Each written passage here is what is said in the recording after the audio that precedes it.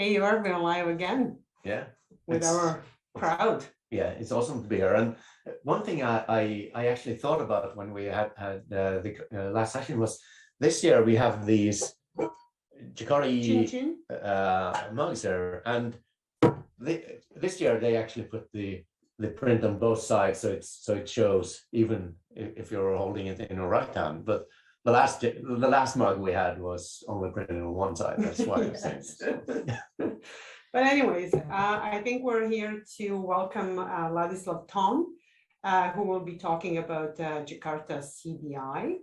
And I hope he'll pop up on the screen any minute, but that is a very, very interesting specification, getting a lot of attention.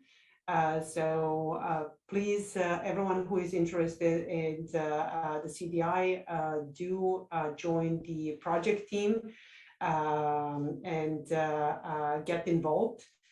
Ladislav will talk about the actually what's going on with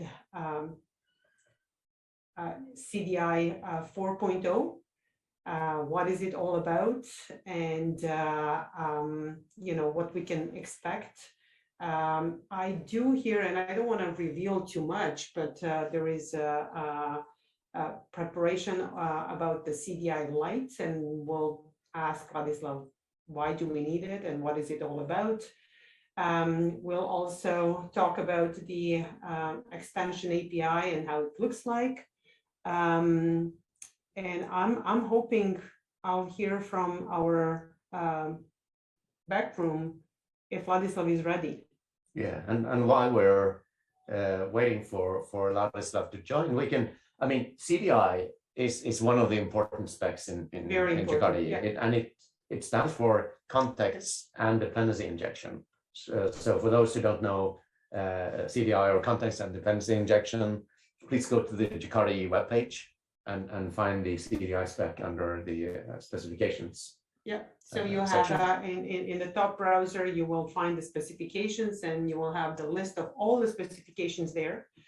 So please get familiar and you know, participate in the discussions related to CDI.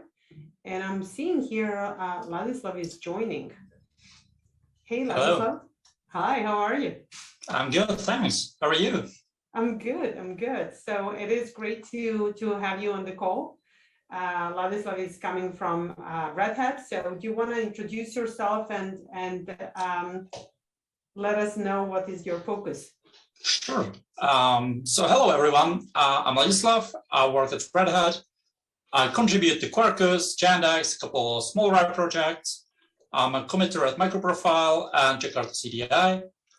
Besides programming, as you can see behind me, I like a lot of books. I guess that's just enough about me. I'm gonna talk about CDI 4 and CDI Lite.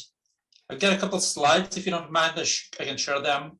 Oh yes, please go ahead. We're okay. So keen to learn about what is CDI Lite all about, and so take it over.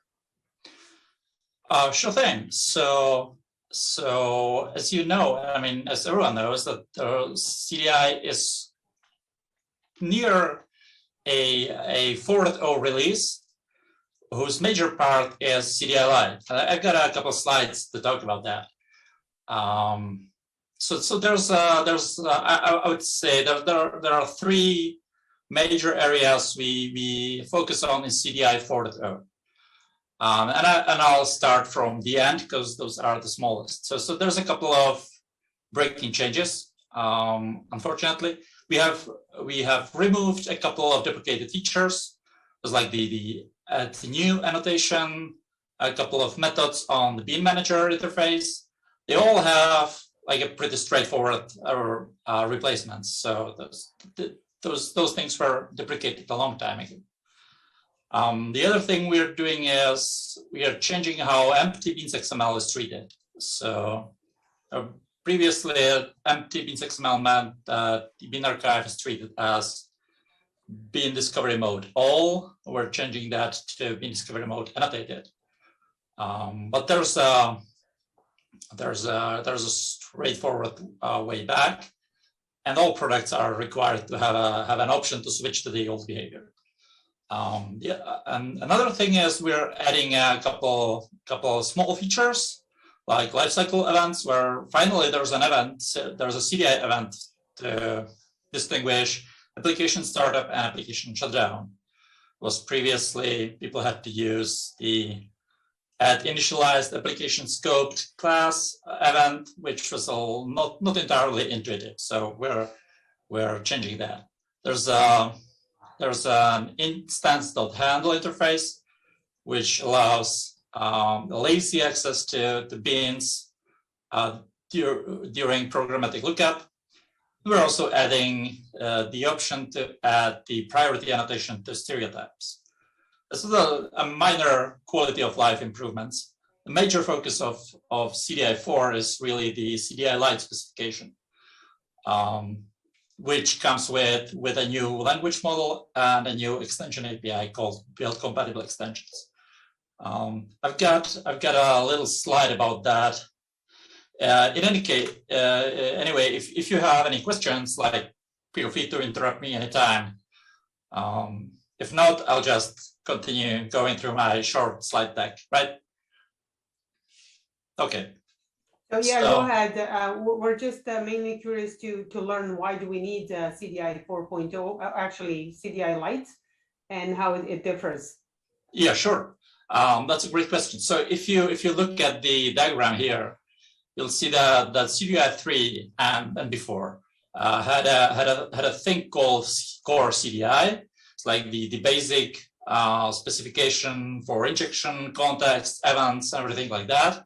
And on top of that, there were CDI SE and CDI EE. And then we are keeping that like high level distinction between EE and SE. But what we're doing in core CDI is we're taking, like, so I sometimes call that CDI the good parts, which frankly is like 80 or 90% of CDI really, and calling that CDI Lite.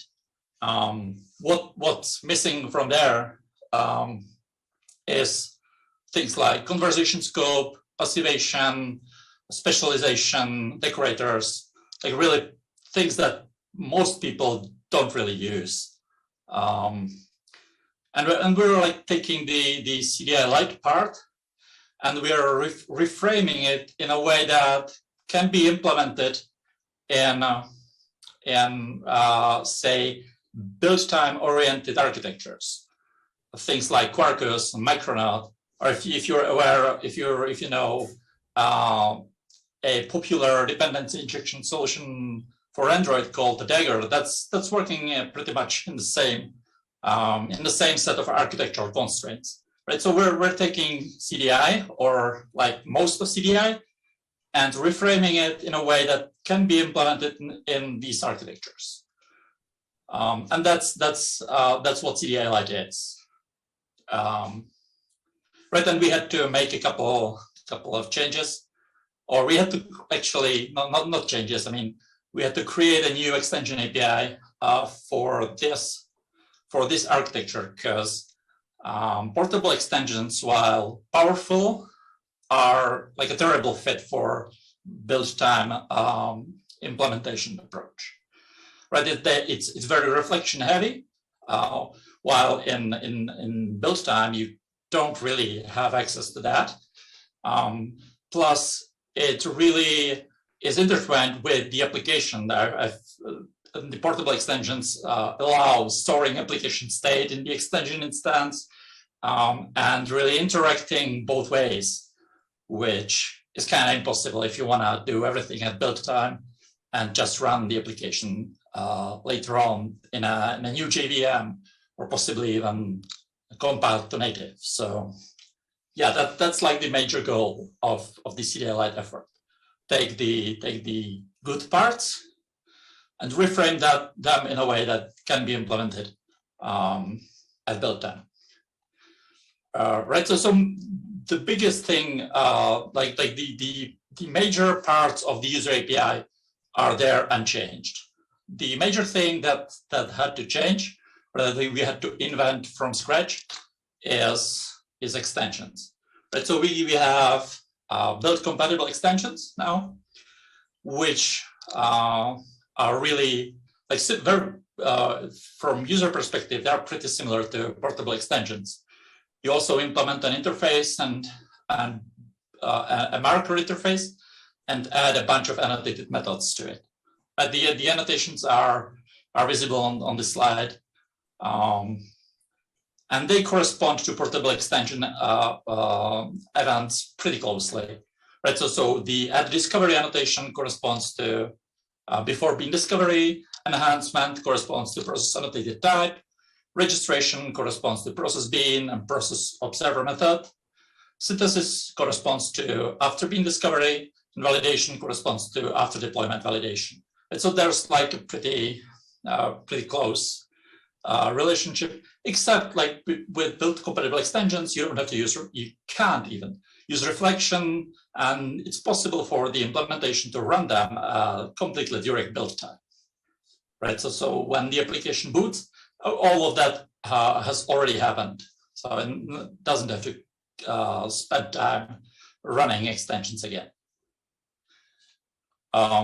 Right, and really, in order to make this possible, to make a reflection-free API possible, we also had to design an API that we call a language model. That really you can inspect classes, methods, fields, and annotations without having to load those classes and touch them in any way. So this slide illustrates roughly how the language model API looks like. Great. It really, okay, thanks.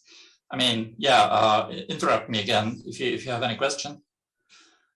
So this API really is like, it gives you access to annotations on various elements, which we call annotation targets, because all the good names are already taken. Like there are the annotation targets are really declarations and types. Mostly you care about declarations. You have classes, methods, fields, parameters, things like that. Right, and from there you can get names, and types, and everything, and annotations. But the CDI is like centered around annotations, so you have access to all the annotations through the annotation info and annotation member classes or interface actually. Right, so that's like the CDI 4.0 and CDI Lite condensed. There's an article on the CDI blog published a few days ago that goes in a huge amount of detail and compares build compatible extensions to portable extensions, detailing where exactly the corresponding methods are. So I think you can like find out that you already know build compatible extensions if you know portable extensions. And that's all I have. That is great. Thank you so much.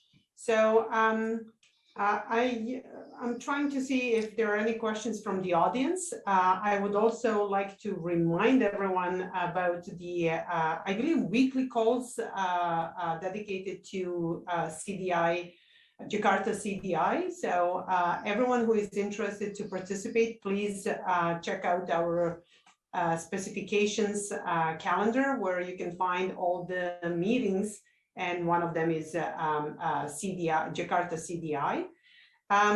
We actually have one question. Oh yeah. Yeah, and there is a question. It's kind of related, and the question is whether the add inject, which was introduced in JSR 330, if that will be merged into CDI or if it will stay as a separate specification.